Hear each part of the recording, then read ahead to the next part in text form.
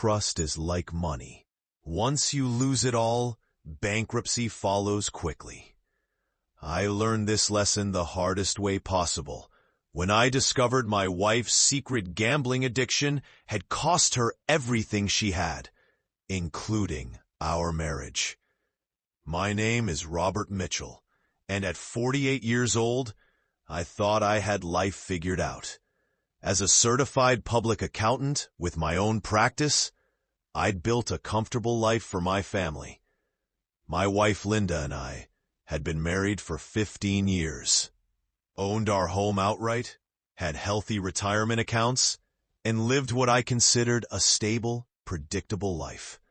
I prided myself on being responsible with money. It was literally my profession. The first signs were subtle. Linda seemed nervous around money conversations, which was unusual since we'd always been transparent about our finances. She started receiving more phone calls that she'd take privately, stepping out to the patio or into another room. When I'd ask who called, she'd give vague answers about friends or telemarketers. Then I noticed discrepancies in our checking account. Small amounts at first, $50 here, $100 there. When I asked Linda about the withdrawals, she had reasonable explanations. Groceries were more expensive. She'd treated her sister to lunch. She'd bought a gift for someone's birthday. Nothing that raised major red flags, but as an accountant, I noticed patterns in numbers. The pattern that emerged over several months was troubling. The withdrawals were increasing in frequency and amount. What started as occasional $50 withdrawals became weekly $100 withdrawals, then twice-weekly $200 withdrawals. When I tried to discuss our budget with Linda, she became defensive and irritated. "You make good money, Robert," she'd say. "We're not hurting for cash. Can't I spend some money without getting the third degree?" But we were starting to hurt for cash. Our savings account, which had maintained a steady 5-figure balance for years, was declining rapidly. I assumed Linda was perhaps being too generous with family members, or had developed some expensive hobby she hadn't mentioned. I never imagined the truth. The real wake-up call came when I received a notice from our mortgage company.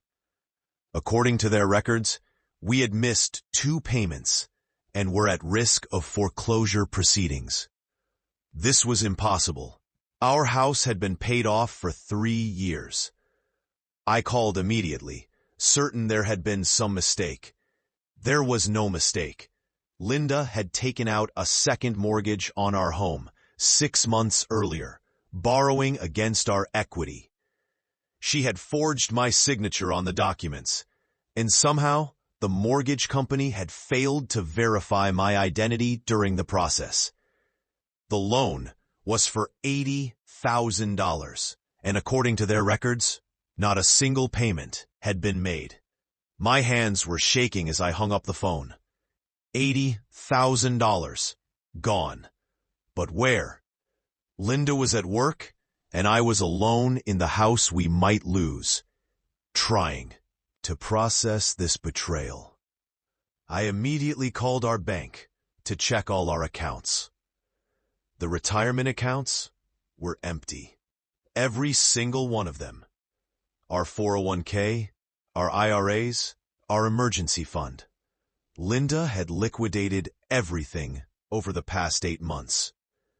Nearly $200,000 in retirement savings, gone.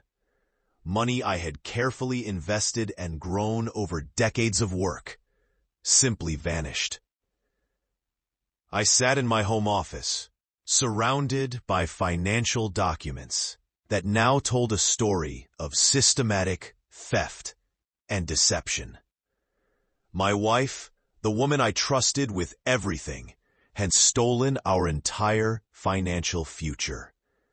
But I still didn't understand where the money had gone.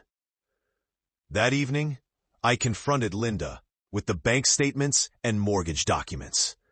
Her face went white when she saw the papers in my hands. "I can explain," she said, but her voice was barely a whisper. "Please do," I replied, trying to keep my voice steady. "Explain how you stole nearly $300,000 from our family." What came next was a confession that shattered everything I thought I knew about my wife. Linda had developed a gambling addiction 18 months earlier. It started innocently enough. She'd go to the casino with her sister, occasionally, just for fun. But the occasional trips became weekly trips, then multiple trips per week. She told me about the rush of winning, the belief that she could win back any losses, the escalating bets as she chased bigger payouts. She described how she'd convinced herself she was investing our money, not gambling it away.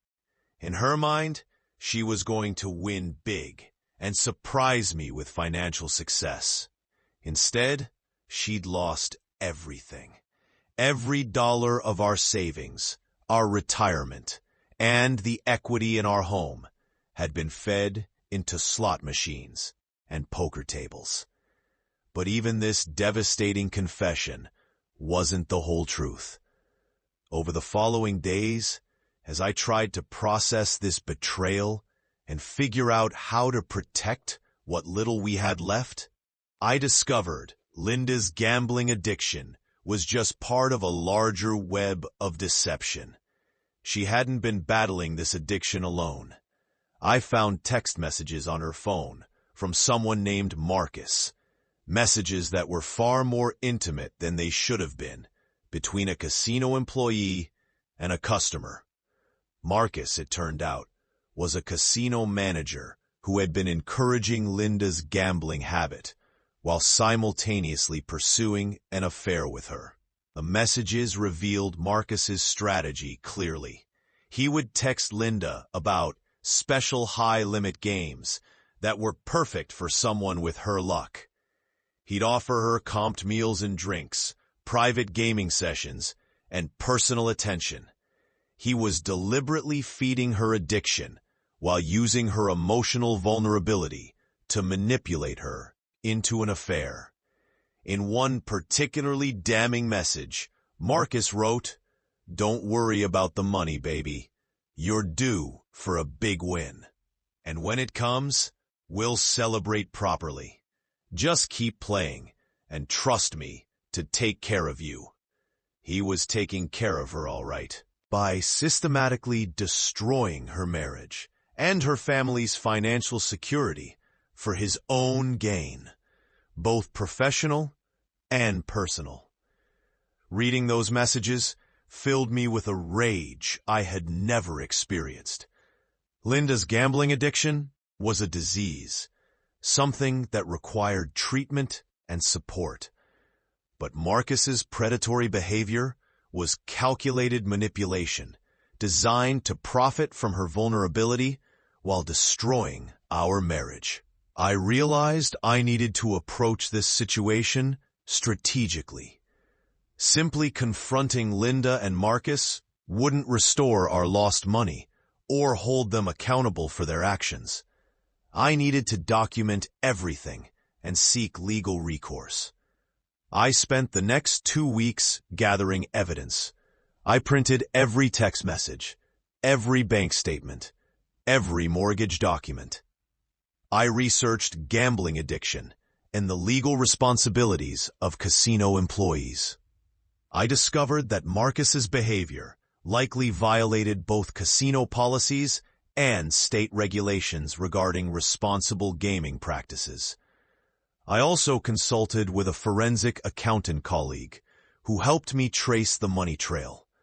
We discovered that Linda had been gambling at multiple casinos, but the majority of her losses occurred at Marcus's casino during his shifts.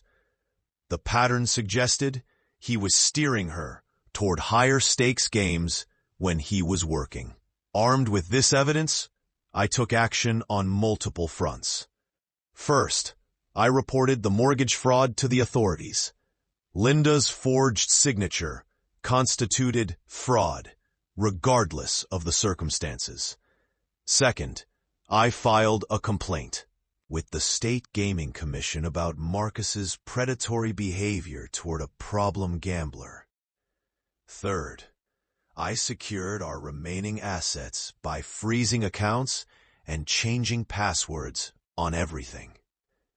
I moved the small amount of money we had left into accounts Linda couldn't access, ensuring she couldn't gamble away our last resources.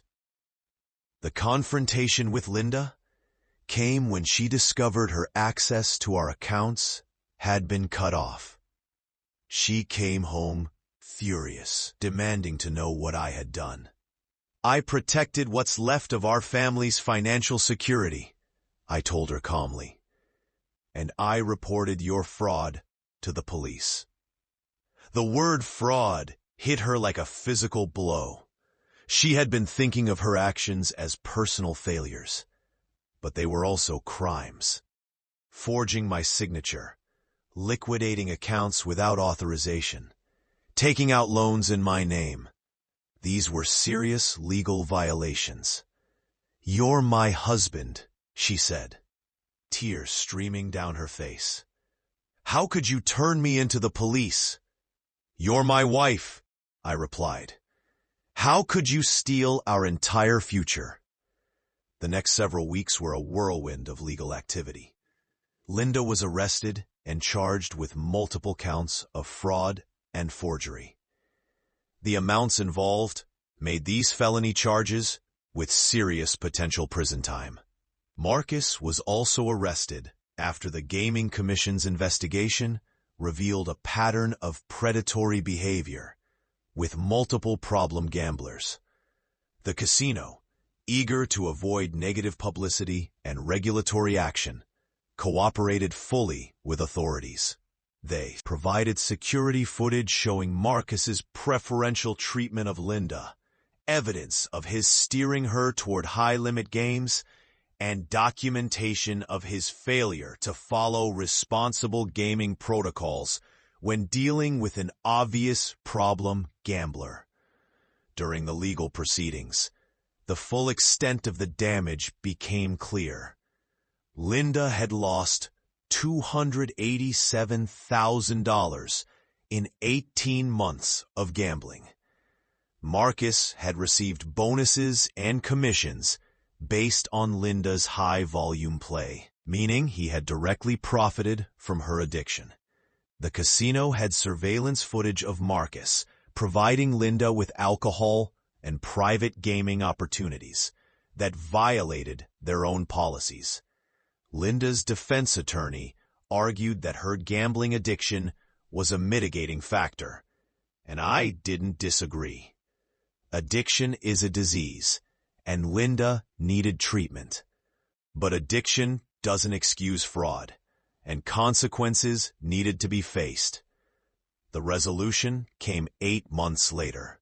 Linda pled guilty to fraud charges and received 2 years probation with mandatory gambling addiction treatment and restitution requirements. She was required to attend Gamblers Anonymous meetings and undergo professional counseling. Marcus faced more serious consequences.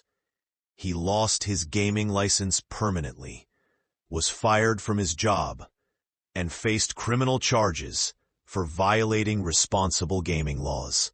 His manipulation of problem gamblers cost him his career and resulted in significant fines and penalties. The casino settled civil lawsuits from multiple victims of Marcus's predatory behavior. While we couldn't recover all our lost money, the settlement provided enough to prevent foreclosure on our home and establish a modest emergency fund. Linda and I divorced 6 months later. The trust necessary for marriage had been irreparably broken, not just by the financial betrayal, but by the affair and the systematic deception. Some relationships can survive addiction, but ours couldn't survive the deliberate choices Linda made while addicted. Linda has continued with her treatment and has remained sober from gambling for over a year now. She's working to rebuild her life and repay the restitution she owes. I genuinely hope she succeeds in her recovery. But I couldn't remain married to someone who had demonstrated such willingness to destroy our family for temporary thrills. As for me, I slowly rebuild my financial security. At 49, I'm starting over financially. But I'm grateful to have discovered the truth before retirement age. I've learned to be more vigilant about financial monitoring and more aware of the signs of addiction and deception. The most important lesson I learned is that trust, once broken completely, is nearly impossible to rebuild.